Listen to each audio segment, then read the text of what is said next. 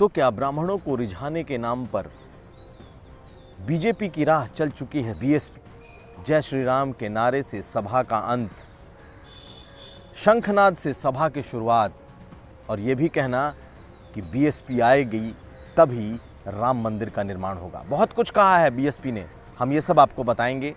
साथ में ये भी बताएंगे कि ज्ञानवापी मस्जिद यानी कि काशी विश्वनाथ में कैसे हिंदुओं और मुसलमान पक्ष दोनों ने ज़मीनों की अदला बदली की है। नमस्कार, मैं हूं कुमार अभिषेक, आप देख रहे हैं यूपी तक और हम हाजिर हैं अपना न्यूज़ शो आज का यूपी लेकर। अब खबरें तफसील से। बीएसपी ने आज पहला ब्राह्मण सम्मेलन किया अयोध्या में, दूसरा मथुरा में करेगी, तीसरा वाराणसी और चौथा चित्रकूट में होगा। लेकिन इन चारों में ब्राह्मण सम्मेलन करने के पीछे का क्या है मतलब? दरअसल साफ है, ब्राह्मणों की राजनीति में अब बसपा काफ़ी आगे बढ़ती जा रही है और वो अब हिंदुओं के प्रतीक के साथ साथ हिंदुत्व के प्रतीक के साथ भी राजनीति करती दिखाई दे रही है। बसपा के बड़े नेता सतीश चंद्र मिश्रा ने आज कई ऐसी बातें कहीं जिससे ये साफ हो गया कि अब ब्राह्मणों को लुभाने में बसपा कोई कोर कसर छोड़ने वाली नहीं है। शंखनाद के साथ ये ब्राह्मण सम्मेलन शुरू हुआ और जय श्री राम के नारे के साथ खत्म, और बीच में सतीश चंद्र मिश्रा ने यह कह दिया कि अब बीजेपी राम मंदिर नहीं बना सकती, राम मंदिर तो बसपा के शासन में ही बनेगा। 2022 में बसपा की सरकार आएगी और तभी राम मंदिर बनेगा। सुनिए क्या कहा है सतीश चंद्र मिश्रा ने।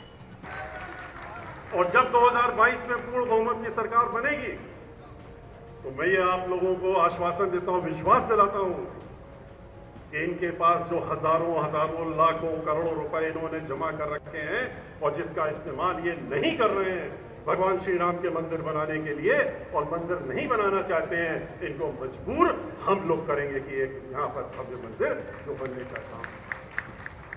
सिर्फ ब्राह्मणों की बात नहीं, ब्राह्मणों के साथ एक ऐसे समीकरण की बात की जो अब नया फॉर्मूला होगा।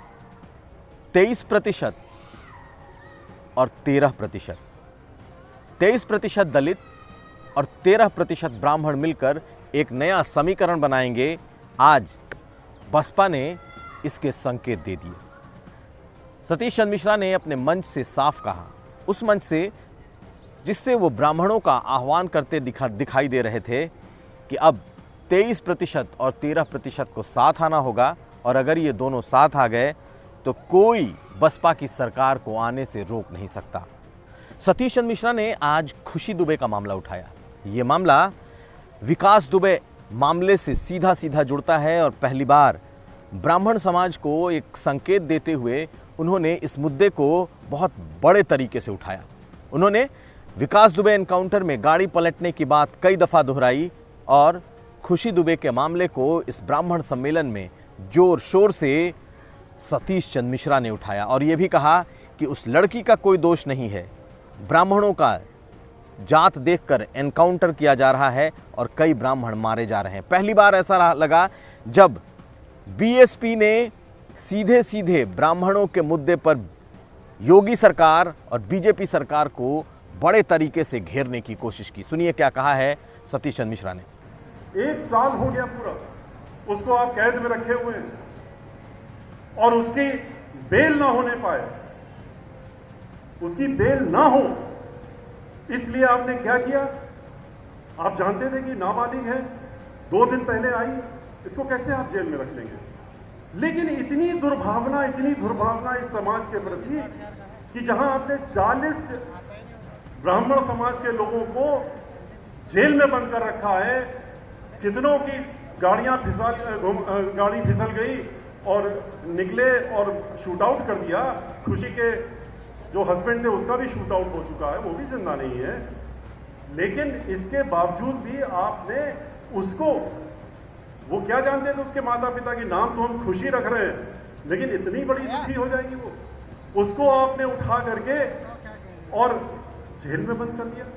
और अब एक अच्छी खबर, वाराणसी से ज्ञानवापी मस्जिद ने अपनी तरफ से 1700 स्क्वायर फीट की ज़मीन हिंदू पक्ष को वाराणसी में दी है और हिंदू पक्ष ने उसके बदले में 1000 स्क्वायर फीट की ज़मीन मुस्लिम पक्ष को दी है। यानी कि बाबा विश्वनाथ के मंदिर के कॉरिडोर को बनाने में इस ज़मीन का आदान प्रदान हुआ है और इस मंदिर के भीतर जो कंट्रोल रूम बना था उस ज़मीन को आज सुन्नी बोर्ड ने, मुस्लिम पक्ष ने हिंदुओं को दे दिया और हिंदुओं ने उसके बदले मंदिर के तरफ की ज़मीन मुसलमानों को दी।